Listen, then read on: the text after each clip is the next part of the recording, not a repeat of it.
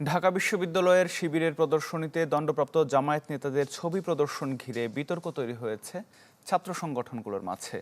মঙ্গলবার প্রতিবাদের মুখে সরানো হয় সেই ছবিগুলো। তবে ছাত্র শিবির বলছে, হাসিনা আমলের দুঃশাসন দেখানোর ধারাবাহিকতায় উঠে আসে বিচারিক এই দুঃশাসনেরও প্রতিচ্ছবি, যা নিয়ে বিভাজনের রাজনীতি করছে বাম সংগঠনগুলো।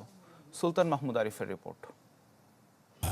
বাংলাদেশের শক্তিশালী থার্মিক স্টিল বার ফেমাস স্টিল লিমিটেড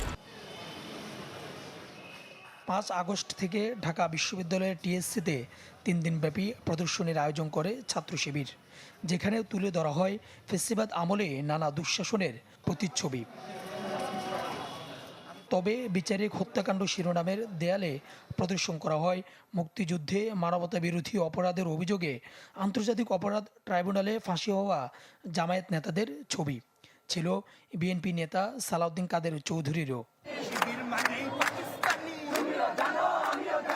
এর প্রতিবাদ জানিয়ে বিক্ষোভ করে ঢাকা বিশ্ববিদ্যালয়ের বাম ছাত্র সংগঠনগুলো।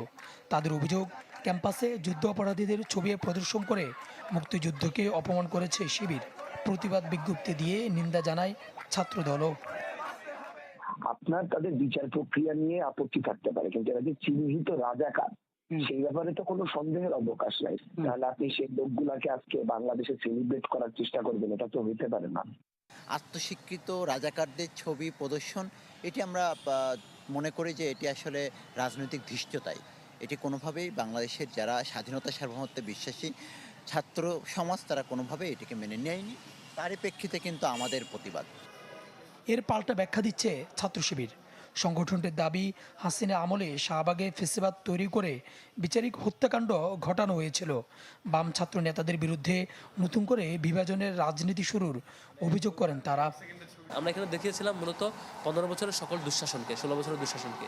এখানে সকল পার্ট আসছে, বিডিআর হত্যাকাণ্ড আসছে, এখানে আসছে আবরার হত্যাকাণ্ড, এখানে আসছে সেই শাপলা হত্যাকাণ্ড, এখানে আসছে আয়নাগরের বন্দি, গুম, সব কিছু আসছে। তারাই ধারাবাহিকতায় বিচারিক হত্যাকাণ্ড আসছে, এটা বিচারিক হত্যাকাণ্ড হয়েছে।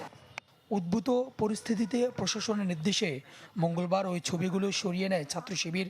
পরদিন একই জায়গায় প্রদর্শন করে নতুন ছবি। সুলতান মাহমুদ আরিফ, চ্যানেল 24, ঢাকা।